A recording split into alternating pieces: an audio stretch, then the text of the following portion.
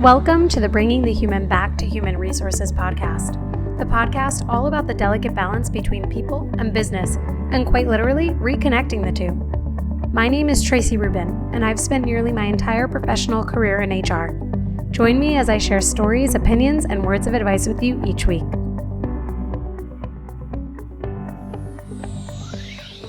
Hi, everyone. Welcome back to the podcast. Thank you for being here. Don't forget to rate, review, and subscribe wherever you're listening to this. If you are listening on Spotify, you can actually watch this episode because it is a video because I have a very special guest. My friend Kira is joining me. She is an HR consultant and she's worked in HR. She grew up into HR from an ops role, and she's going to tell you all about her background and experience, but she is amazing. And this episode is so much fun. I'm telling you, we have all the giggles. I'm going to let us just jump right in to speak with Kira because it is an amazing episode. I feel really inspired leaving the conversation and going into the rest of my day. So I hope you enjoy. And don't forget to grab at the end of the episode where you can catch Kira and connect with her. All of the information is also in the show notes. So definitely check her out, connect with her. She's amazing. Enjoy the episode. We'll get right into it. I'm so glad that we're getting to chat over, our recording, our podcasting right now. And obviously you and I have not met in person. We've simply met through the interwebs and thanks to HR. And I think it was probably my HR Tracy Instagram podcast, whatever that I remember I found you through like a hashtag. I was like, I love this girl. And I think I might have reached out to you and said, like, I really like your content. Like slid into your DMs or whatever. But why don't I pass the proverbial mic to you, let you introduce yourself, and then we can like chit chat a little bit more. Yeah. I don't really remember when we met. I definitely feel like it was just like, oh, we're just friends now. Like it wasn't like a thing. Instant. Yeah. Total connection. And you weren't a bot, which is always great. But no bots here.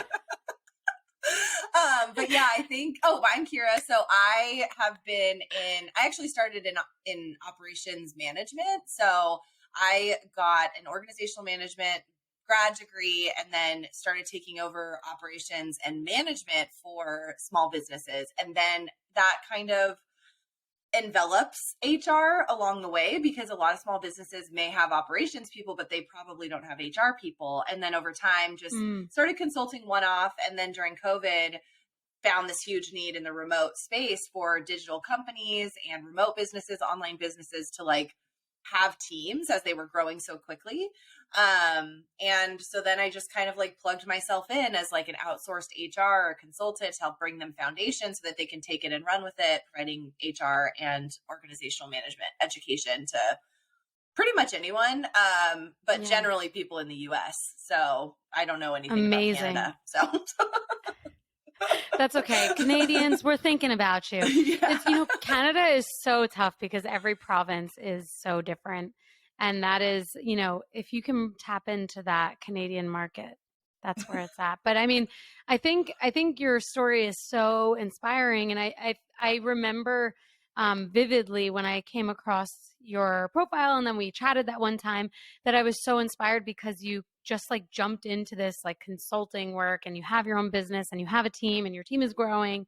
And I think that, the listeners would be really interested in hearing your journey into like becoming an entrepreneur and being really your own boss and having your own company around HR, because so many of the listeners are either breaking into HR or are just starting their careers. And I think, sometimes it's hard to imagine ourselves being, either in one thing for the rest of our lives or being our own bosses, but maybe we want that and we want one thing or another.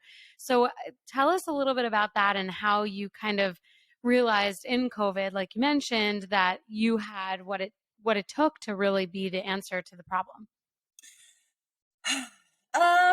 I mean, first of all, that is so nice. I would say that there was like a really long journey, for lack of a better term, of like figuring out exactly who I am in the context of my career and what I wanted, what I was good at, who I wanted to be. And I had to have like a lot of really uncomfortable experiences to where I had to kind of push myself into a situation that was like, just because you're smart enough or capable enough or whatever to do all these different things doesn't mean that you have to. And to really challenge myself into like, what do you want to do? And so for me, there was like a pretty big moment, and it was actually all the way back in 2013. I had stopped doing corporate sales and I was focusing fully on operations. And I had just recently graduated with an organizational management grad degree, and I was like, wait, I can decide like what my job looks like eventually. So if this is whether I'm applying at different jobs or, you know, looking for different career paths or whatever, what do I like? And one of the things that really stuck with me back then and is still true to this day is that I really like to work really in depth on a lot of different projects. So while I do have 10 years of experience at one small company that has developed, we have 50 employees, like we're working on our third and fourth locations right now. So it's not like small in the sense of small, but I've been there for a really long time, but the way that I was staying engaged was through small projects along the way. So I just thought that consulting would be the right fit because then I could take on one project, kind of give what I needed to give, and then kind of walk away from it and just like stay connected. And so it kind of just developed, and I ended up kind of weaseling into this meeting with my mentor. His name's Dr. Bob Nelson. And I love him so much. And he is like kind of he's an employee engagement and like make work fun kind of guru, I guess you would call him. And we had lunch. He lives here in San Diego. And I don't know, like at the time I was like, oh, he's a consultant. I want to learn about that. I didn't know he like wrote books and stuff. So I was just like, want to hang out with me? And he was like, sure, let's go to lunch. And now I look back and I'm like, whoa, like that was a really ballsy move. like go me. So, yeah. So we like went out to lunch and he brought me a bunch of his books and he gave me this piece of advice that was, I know that you're just starting out your career in this field and taking your education and running with it. Treat every job like you're consulting for them. So try to find holes in the business, make it better, make it more interactive. And then through that process, just learned I like working with small companies. I hate the bureaucracy of it all, working in corporations. I hate the waiting period. I hate following other people's rules. So I just slowly absorbed people's roles in this company and basically took over 5 different people's positions so that I could stay working there because it's a small business and I had to make more money. And what ended up happening is I kind of siloed myself into a really bad spot after 6 or 7 years where I was so overwhelmed and overworked, and I was afraid to give up any other type of control. And it literally got to the point where, and I'll tell this story like pretty openly, but trigger warning, anxiety, I guess we should say, because I essentially had a breakdown. Like I had a breakdown. I literally just crumbled after a workout one day when I was getting ready to go into the office and couldn't go in, couldn't explain why. I was panicking. I was crying. My mom had to drive all the way out here. It was about an hour away to like help me figure out what was going on. And I would just felt so trapped into like thinking I had to do all these people's jobs, and I wasn't really delegating and I wasn't really asking for help, but I did have a team of managers that I had been developing professionally for literally years, like 4, 5, and 6 years at the time. And I just wasn't giving them any autonomy. And I felt like it was, sorry, that was my dog. It wasn't like, no, your dog is welcome here. Your dog is welcome. I was like, that was the weirdest noise. He has something like, to please. say. No, he has. Yeah. Does he have anything to say? Anything he wants to say? Mostly just burping and farting, it seems. But yeah, so it just kind of got to the point where I had to take a really like long look and say, can I afford to work in small business? Because I can't afford to do all these people's jobs. And luckily, there was a lot of other things that were going on, but luckily as it happened, I had to take a few days off to like figure out why I couldn't breathe essentially. And nothing happened. My team just stepped up. They slid into those roles. They took over like no one knew. And on one hand, I was like, they probably loved that too. They loved probably it. Like, they thank goodness, now we have some opportunity. Yeah, and it was really nice because it was also really like caring. Like it was like, Kira, you don't like if this is happening to you, like why? Like we can't let this happen. Like we need to step in and like we're here. And it wasn't so much like let us help you. Yeah, and I don't think they knew that I needed this support, and so it was a really tough time to like realize that I am not the beginning and end of the universe Mm. for this company. And that was a tough thing to realize. But the shift that made in like my mindset and my ability to create boundaries and to understand that as a leader, we're not the doers. Sometimes we're just the visionaries and we're the drivers of the ship, but we're not always the propellers. And that just really solidified that I wanted to work on these small projects, create really solid relationships, and then be able to work on the next thing. Like it's just the way that my personality works. Yeah. And just like be able to create those boundaries too, so that it's not something that's following me around and making me feel like I need to be like in it with them. And of course, there's been Totally. challenges in the last couple of years, like figuring out how to do that with clients that I really care about, especially women who, you know, HR is such an emotional thing for small business owners that don't know anything about it. Sure. But it just like over time, little things just I kept hacking away at like what I was doing on day to day, figuring out what I really liked, and then just started to learn how to delegate those things, which created space for like white space essentially for me to think like, okay, so can I take control of my career now? Like, or is my career going to just keep controlling me? Like, and so I had to kind Oh, of I make that love choice. that. And I think COVID was great because it was like, sit down and stop for a minute. Now what? And like, it was only just weeks in that I was like, I can't believe I have all this time. Like, I guess now, when else am I ever going to have this opportunity to figure out how to do this? There are so many things that were great that came out of it, but it's not without saying that there was obviously a lot of loss. It is okay. Good. There is always good with bad, you know, and that is just life. But one of the things that I thought about two things when you mentioned your story here. The first is that delegation is so hard. It's actually one of the things that I struggle with to this day. And even in my personal life, and like when I was planning my wedding, I was planning the wedding. Like no one else really had a hand on it because I was like, I know what I want. I know how I like it. And that's that. And, some might call it controlling. I think my husband would probably say that I like to have, a firm grip on everything in my life. But at the same time, I feel like self-awareness is really healthy. And so like knowing, especially as a leader, when I do have a team, which right now I don't have a team anymore, but in my last role I did. And, for me, it was like, okay, well, the thing that I can control is how I develop this person. The thing that I can control is, seeing delegation as an opportunity for them, as a moment for growth and potentially even failure, and that's okay. And it's about how you overcome with them.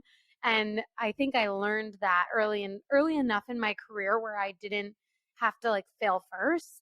I think I failed a little bit in learning it, but not like so hardcore that like I just like plummeted.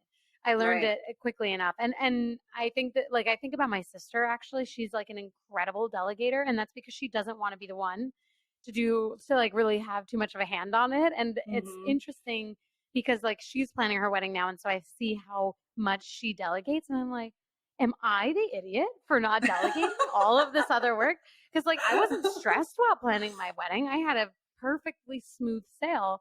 But it's funny how you have a natural inclination towards some things. So I can really appreciate your story around like recognizing that there were certain things that you really wanted to do, other things that you absolutely could not do anymore because you were just crumbling. And I totally get that. And then the second thing that I thought about was actually really around those who don't have that HR experience. So when you're working with small businesses, to your point, they're not necessarily going to have a head of HR because they might be that person. And they might not even have anyone for payroll. They might outsource it to one of these, major payroll companies. So how do you support those clients? Like, do you take more of a training approach, a development approach, or do you, manage things more directly? Like how do you support them?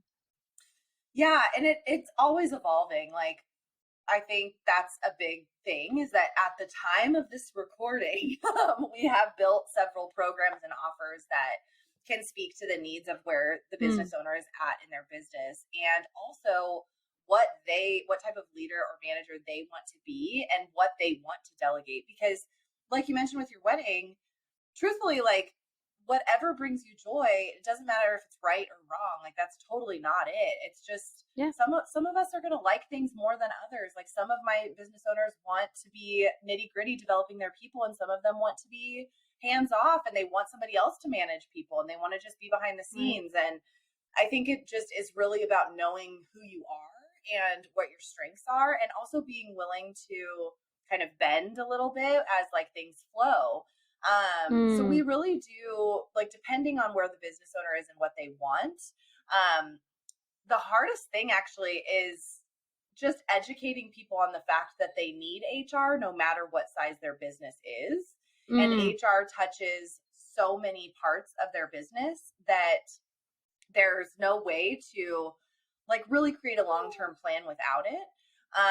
And so creating something that's affordable and doable for these business owners that they can start now, even when they're just hiring their first employee, has been a little bit of a challenge because I mean, it's a snowball, you know, like you start going down the payroll rabbit hole and then yeah. there's like 85 other conversations there. So we've Yeah. created a few different services.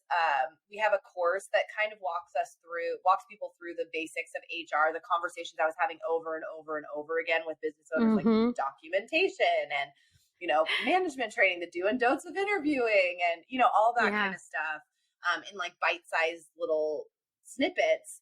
And where that kind of came from was that working in HR by myself in a small company with 50 employees, also as the manager of everyone, and like there's no middle ground. Like they interview with me, Mm-hmm. they orientation is with me, their training is run by me, like all of this, there's no separation, which created an impossible Right. situation for boundaries. So I think learning about that over time has it kind of created a more comprehensive view of what these business owners might need that they don't think that they do need. And what did I want as an HR rep, as an HR person, as a leader, as a manager that I didn't get back then? Like I remember Googling like, Yeah. how do I talk to this employee about this thing? And just like not Right. knowing. Can I And talk to now, employees about body odor? yeah, Like oh my that was my gosh. first, probably my first Google. So I had to have that conversation. I actually tell that story during orientation Yeah. for my team because I'm like, Do listen, you? if we have to talk to you about hygiene, please know that it's more painful for us than it is for you. But try to pay attention to it. Yeah. And Oh my like God. just throwing it out there because I'm like, these managers are gonna have to have uncomfortable conversations all the time. Yes. And so creating that in their onboarding is, I mean, that's a whole other conversation. But yeah, I would Google stuff and be like, Right. and I wouldn't have anyone to go to because no one understood they're working for big corporations and it wasn't like they're feet on Yeah. the ground with these individuals and a lot of Yeah. younger employees too, like in their 20s. So first Right. job, maybe first big job, first management job, like that there's different types of communication that come with that. And so I just kind of over time created, okay, Dixie, you want to say something? Dixie is like really fully agreeing with you. She's Yeah, like your she's like, amen corner. and she's also like, can I have some of that cheese that Eric brought up here? Go Oh, we ahead. love cheese. Oh I my know gosh, my husband so like cute. brought me a little charcuterie. Anyways, so Oh, so nice. yeah, working from home is so nice when your dog wants your cheese. So we created this course so then I could speak to not only business owners but also their managers, their first time managers, remote managers, new HR people that are just kind of thrown into the role because as we know, you don't really even have to have a certification to end up in an HR position. No. You can Yeah, just this is a end big up there. point. Yeah. Yeah. So like, but you still need those tools. And I was looking on certain template libraries, and I'm sure we all know different memberships and all these different things that we Mm-hmm. have as HR professionals. And it was just so irrelevant for my people. Like these are like there was not a social Yeah. media job description, manager job description to be found anywhere. And the community manager job description was literally about running apartment buildings. It wasn't about, online communities, memberships, podcast communities, Facebook groups, like Mm-hmm. not a word anywhere. So I was like, we need stuff that's relevant to these newer Yeah. business owners, these digital businesses. So we kind of modeled it after that, except for with like slightly more personality. That's we love a personality.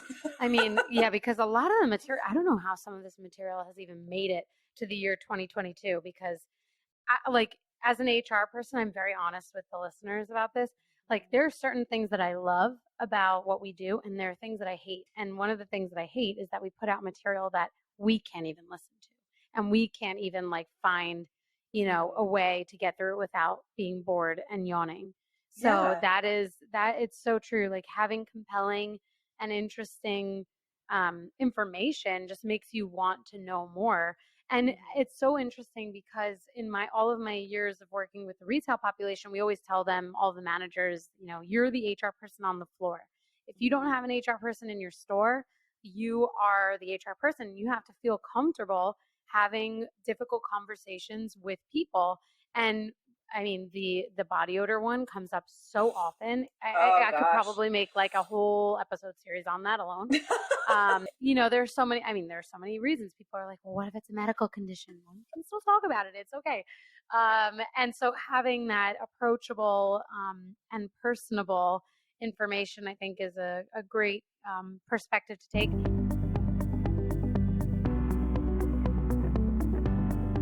It can be stressful to choose the perfect swag to order for your company, especially when trying to find items that people will actually want to keep, which is why I am thrilled to tell you about swag.com. Swag.com makes picking out corporate gifts simple and fun. And if you've been listening to the last few episodes, then you know that I am sharing all of the things that I love about swag.com, like, for example, receiving swag. That is super fun. Not only did swag.com send me something, but I also received swag.com swag from my employer, which is pretty cool. Like, for example, we actually just sent bandanas for pets because it's National Pet Day, I think, at the end of June, and we're doing like a Bring Your Pet to Work Day event. So it's really easy when you have distributed teams, especially like our team, where you have people working all over the place and you don't want to manage everything in your own warehouse.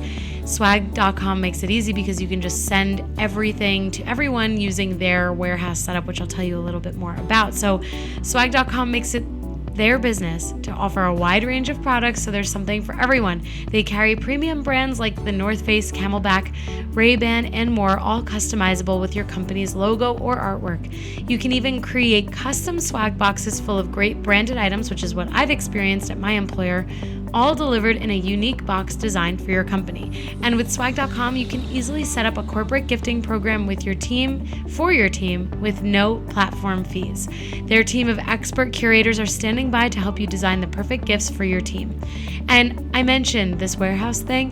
When you sign up with swag.com, you can opt in to have everything stored at their warehouse, which makes it so easy, especially, again, if you have a distributed team like we do. So go to swag.com today for the perfect swag and custom gifts for your company.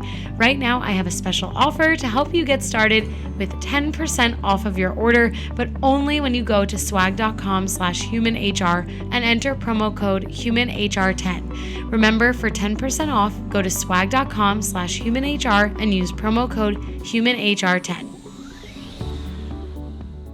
People truly don't know all that we can do as HR Mm-hmm. pros. Like, when we're talking about, I just posted something about this on Instagram the other day. Like, I know that hiring an HR person to help you build out the foundations of your business, to help you figure out your handbook, to educate you on what the heck at will employment means, like all of that good Right. stuff.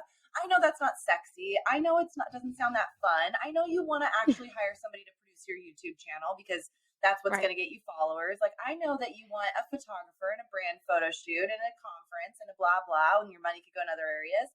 But Mm-hmm. truthfully, like, if you don't have an HR strategy, then your business is not protected, and Yeah. you are not protected, and your reputation isn't protected, and your clients aren't protected. Like, all the way to, like, do you want your clients to think that your team can take their stuff and go and blast them? Like, that protection Right. comes from HR, and Right. sometimes it also comes from legal. But I'll tell you, most of my clients come from lawyers, because lawyers are like, let me draft you this contract and do some research and then go talk to Kira, because we don't want to deal with your compliance stuff. Yeah. Like, we Right. don't know. And also, We'll tell they're you your lawyers. risk. Yeah, we're gonna be like, it's very scary, go talk to Kira, but it's not gonna be like super fun. And so making it something that people actually can look forward to has been a huge challenge for me, but it's also been a marketing tactic. Like, if we can just make HR seem a little more fun, then we can get some freaking credit for all the stuff that we can handle and we can Yeah. do. So, like, we don't have to be the It's boring ladies up at the top floor next to the No. president that's like doing their bidding. We're not secretaries. Like, we are actionable, Yes. like, partners to businesses. Yes, exactly. The HR stereotypes that are out there, that we suck the fun out of everything, that we're only there to, like, order snacks and make sure people have schedules depending on, whatever the Yeah. environment is, to, fire people that were two-faced because we like prioritize the business, but we tell the employee that we care about them. Like those stereotypes obviously come from somewhere. And like I've talked about it before on the podcast where, yes, as an HR person, you have to be a partner to the business and you also have to be a partner to the employee. And that's not being two-faced. That's being a neutral and objective partner. And it's the people who are in HR roles that don't get that are, creating a bad rep. Those are the people that we need to just like exit stage left so that we can like properly move in people who get it and like create good experiences for people. And yeah, I mean, my very first episode is called Destigmatizing HR. And I joke about how my grandma, and to this day, she says the same thing. What is it that you do again? You fire people? I'm like, no, like not just that. Like, have I fired people? Yes. Yeah. Like, more than I would be willing to admit.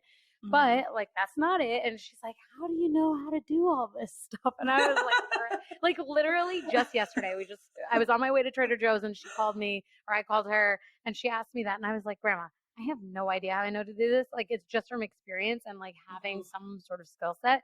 She's like, you didn't go to college for that. I'm like, yeah, I went to college for English. Like, I've managed to be a good communicator. Like, I guess that paid off, but hardly anyone goes to college for what they do. Yeah. And if you do, then that means like you knew exactly what you wanted to do when you wanted to do it. So yeah, I think there's a lot to break down about HR, but I'm glad that I have you as a colleague in this fight. Yeah, I try to like spin it in a way that's like, you can look at HR as your enemy if you want to, but in these small businesses, they're your biggest advocate and your best tool.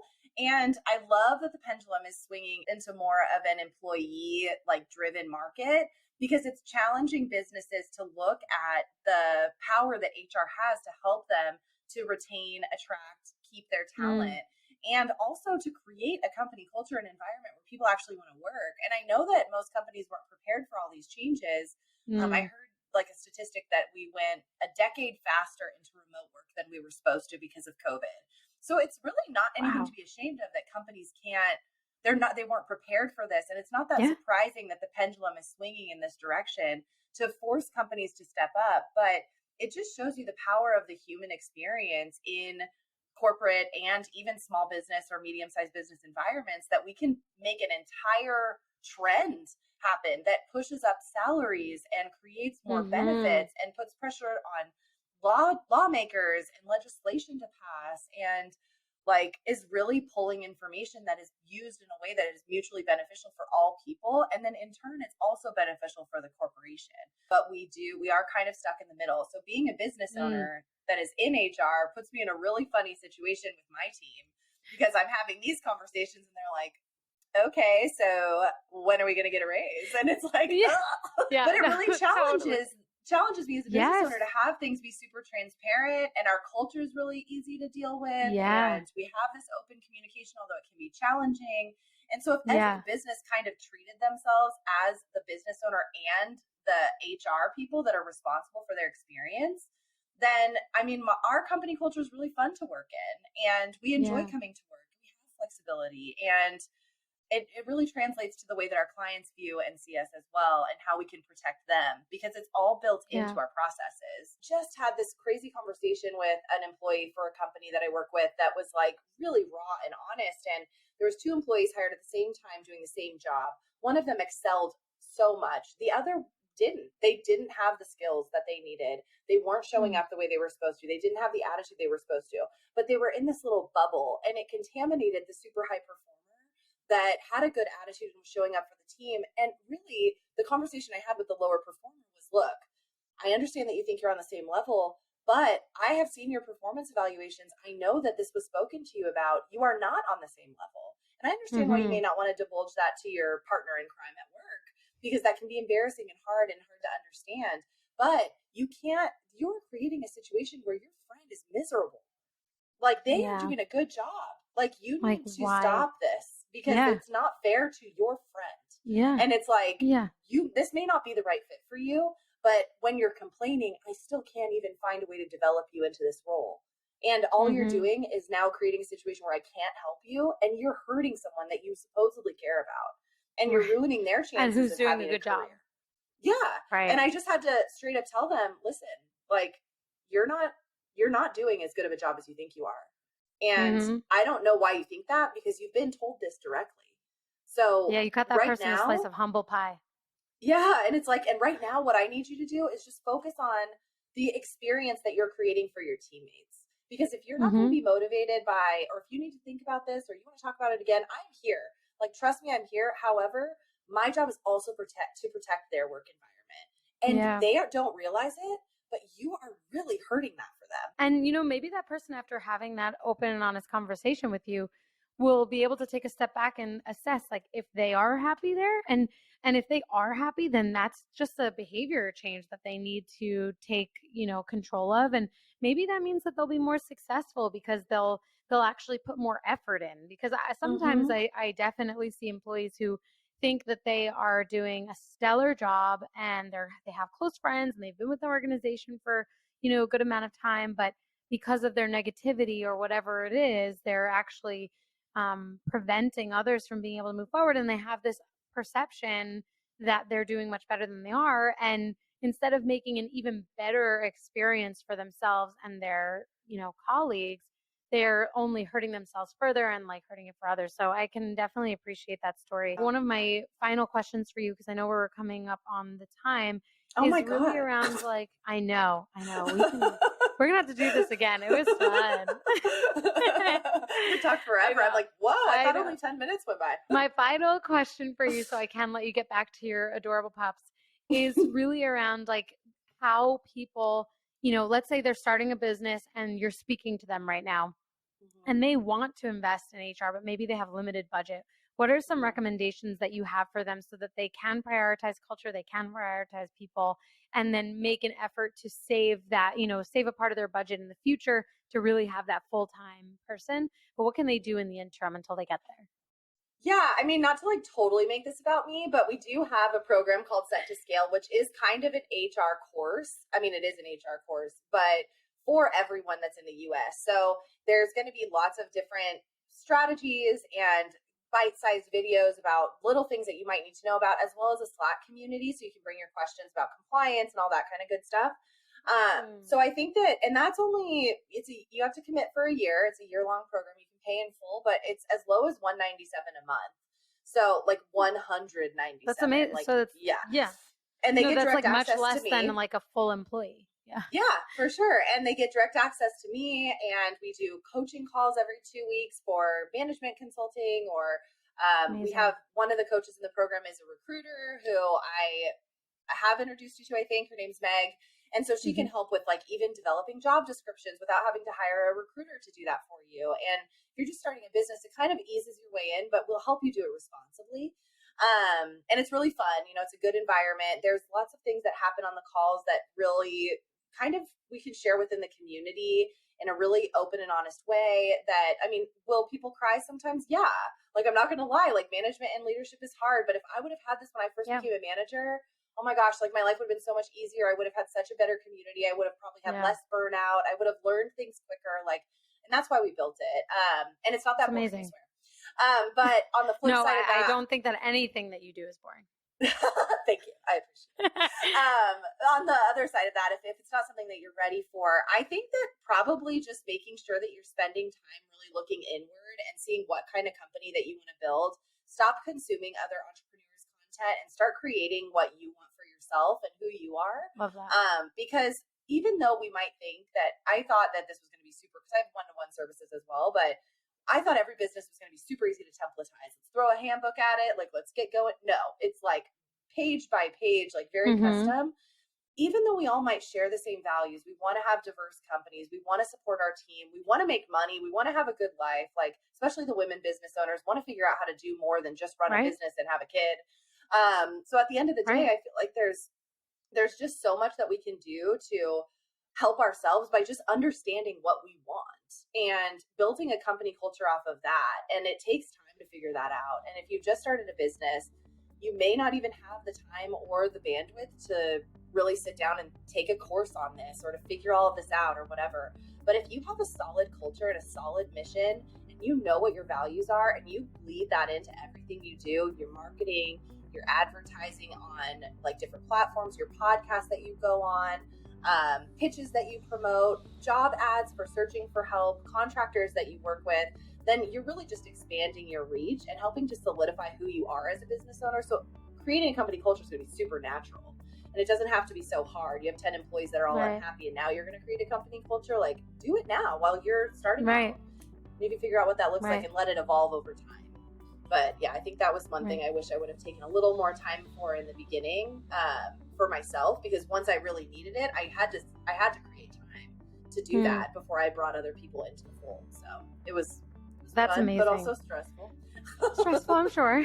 I know. I'm like thinking about it. I'm like, oh, that sounds like a lot. But I think that advice is amazing. And I feel first of all, I'm proud to know you and I'm proud of all the work that you're doing. And I'm glad that we became instant friends thanks to Instagram and the HR community.